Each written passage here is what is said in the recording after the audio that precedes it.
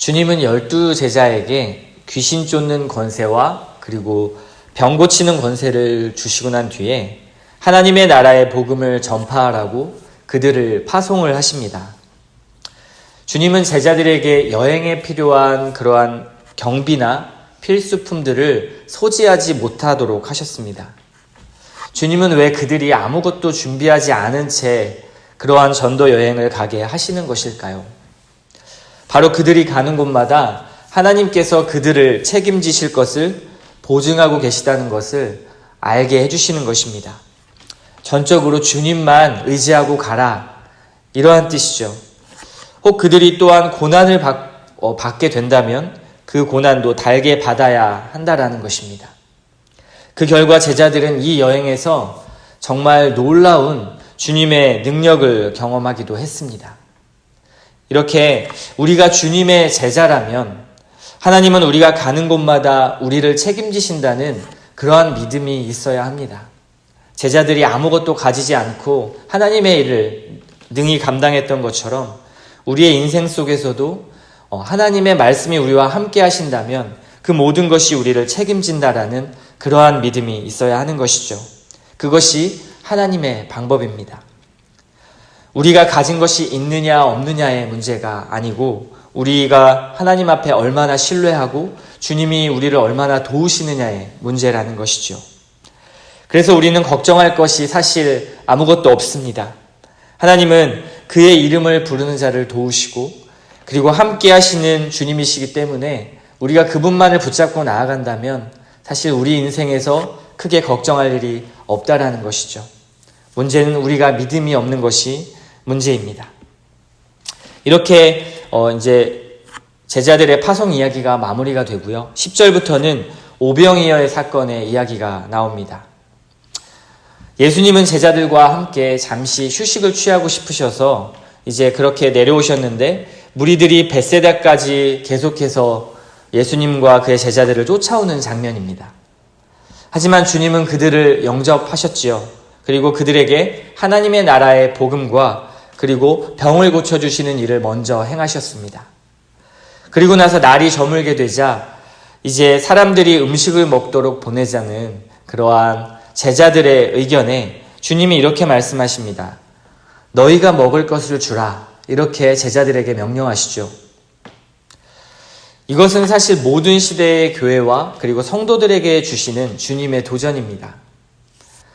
우리가 할 수 없는 일을 하라고 주님이 명령하실 때 그것은 주님의 억지가 아니라는 것입니다. 제자들은 할 수 없다고 생각했지요. 그리고 결국 주님께서 그 모든 일을 행하셨습니다. 오병이어로 5,000명의 남자들로 된 그 수많은 무리를 다 먹이고도 남기셨습니다. 무엇을 말씀하는 것일까요?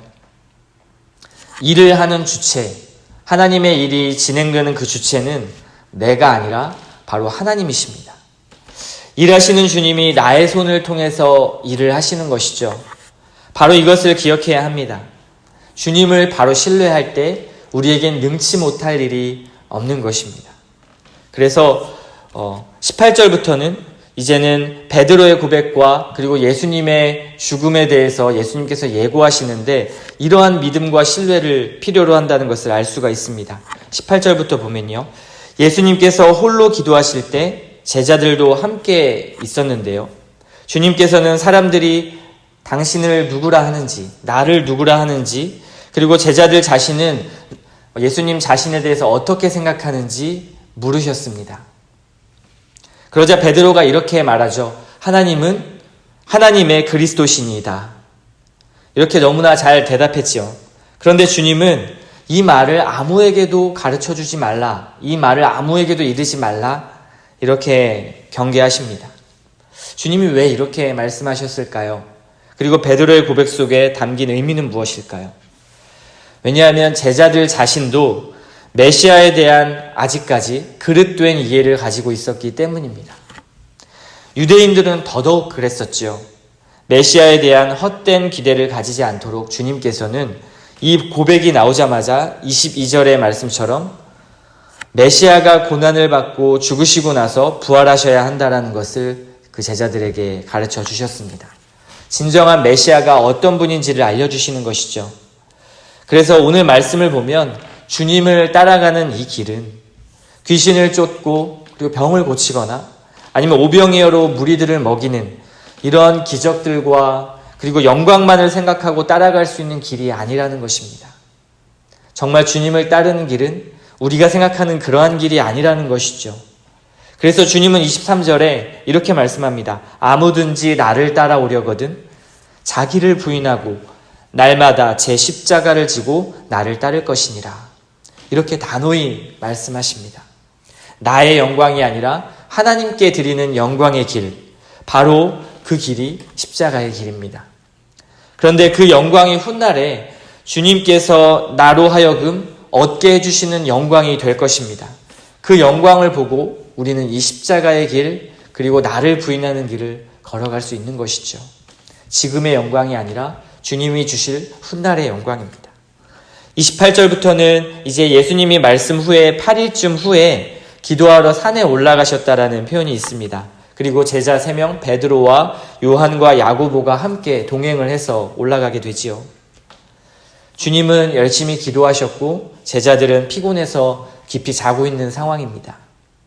그리고 제자들이 그 졸음에서 깨어서 보게 된 광경은 주님의 얼굴이 영광스럽게 변화되고 옷도 광채가 나도록 휘어진 그러한 신비한 광경이었습니다. 그들은 예수님과 모세 그리고 엘리야가 예루살렘에서 주님이 별세하신다라는 그러한 대화를 나누는 것을 듣게 됩니다. 그리고 베드로는 자기가 무슨 말을 하는지도 모르면서 참지 못하고 저기에 초막셋을 지어서 함께 지내자라는 그러한 말을 하게 되지요. 이때 구름 속에서 성부 하나님의 목소리가 들립니다. 이는 나의 아들 곧 택함을 받은 자니 너희는 저의 말을 들으라. 그리고 모세와 엘리야는 사라져 버립니다. 모세와 엘리야가 누굽니까? 구약의 율법과 그리고 선지자를 각각 대표하는 그런 중요한 인물들입니다. 그들은 예수님의 구원 사역을 예언한 자들이고 그리고 이제는 구약을 완성하시는 예수님께 와서 그 구원의 사역과 죽으심에 대해서 대화를 나누었던 것입니다. 상당히 의미가 있지요. 왜 하나님께서 이 일을 이 세 제자들에게 보게 하셨을까요? 바로 예수님의 메시아 되심 그리고 메시아의 사역의 본질을 가르쳐 주시기 위해서 이 광경을 보여주신 것입니다. 이들에게 더 이상 메시아의 그릇된 이해를 갖지 말고 너희가 정말 메시아를 안다면 너희들 자신을 부인하고 십자가에 죽으시는 그 예수님을 따라오라는 그러한 본질적인 메시아관이 담겨 있는 것입니다. 그래서 이제 37절부터 그 일이 있은 후에 예수님께서 산에 내려오셔서 귀신 들린 한 아들을 둔 아버지를 만나는 장면을 보게 될 수 있습니다.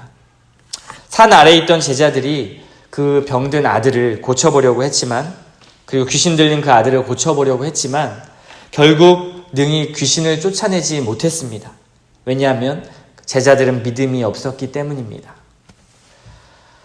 그들은 자신들의 능력과 그리고 12제자를 파송했을 때 그들이 능력을 행하고 귀신을 쫓았던 그 경험을 생각했을 것입니다. 결국 귀신을 쫓아내는 주님의 놀라운 능력과 그 권세의 제자들은 무릎을 꿇고 다시 감탄하게 되지만 44절에 주님이 그 제자들에게 경고하시죠. 인자가 장차 사람들의 손에 넘기우리라. 이것은 다시 한번 메시아에 대한 헛된 생각, 그러한 잘못된 생각에 사로잡히지 말라는 말씀으로 다시 한번 경고하시는 것입니다. 그러나 그 제자들은 결국 깨닫지 못합니다. 복음을 깨닫지 못할 때 결국 하게 되는 것이 무엇일까요? 46절의 말씀처럼 제자들 간에 누가 크고 작은가에 대한 자기 증명의 싸움입니다. 제자들은 능력과 권세를 행했었지만 다시 한번 자신들이 그 일들을 행하려고 했을 때 주님을 의지했던 것이 아니라 자신들의 힘을 의지했고 자신들의 능력이라는 것으로 착각을 했습니다. 그리고 복음을 잘못 이해했을 때 이들에게 나타났던 현상은 서로 자기들끼리 누가 더 큰가 변론하는 일이었습니다. 자기 증명의 싸움이었던 것이죠. 그래서 주님은 크고 작음을 가지고 다투는 그 제자들에게 어린아이 하나를 영접하는 것이 주님 자신을 영접하는 것이다.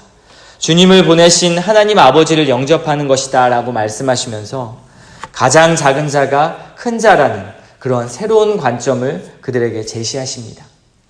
우리가 생각하는 가치와 너무나 다른 가치이죠. 완전히 다른 가치를 예수님께서 가르쳐주고 계신 것입니다. 우리는 겸손하셨고 그리고 낮아지신 주님의 주 되심을 바로 깨달아야 합니다. 복음을 바로 깨달아야 한다는 말씀이죠. 그는 고난과 죽음의 영광을 기꺼이 맞이하시고 하늘 영광을 버리시고 오신 바로 예수 그리스도이십니다. 이러한 예수님을 우리가 바로 알아야 할 것입니다. 이제 51절부터는 누가복음의 분수령이 되는 말씀이 등장합니다. 예수님은 승천하실 기약이 차게 돼서 예루살렘을 향하여 올라가시기로 이제 굳게 결심하십니다. 그리고 승천은 십자가와 부활을 통과하는 일이 있은 후에 일어날 영광스러운 일이지요. 그러나 누가복음은 이 모든 일이 결국에 예수님께서 왕으로 세상을 통치하시기 위한 그러한 그 과정이라는 승리적 관점을 제시하고 있습니다. 그것을 강조하는 것이죠. 예수님께서 이제 그 일을 위하여 예루살렘으로 가기로 결심을 하고 나니까요. 53절에 사마리아 사람들이 예수님을 향한 적대감을 드러내는 것을 볼 수 있습니다. 이것은 이제 주님께서 앞으로 고난받으시고 장차 당하실 일들을 암시하는 하나의 사건이기도 합니다. 하지만 길에서 주님을 알아보고 또 따르겠다고 하는 사람들도 있었는데요. 하지만 주님께서 그들을 무작정 환영하셨던 것은 아닙니다. 그리고 주님은 당신은 머리 둘 곳이 없다 이렇게 말씀하심으로 자신을 따를 것을 요구하십니다. 그리고 굉장히 어려운 요구를 하시는데요.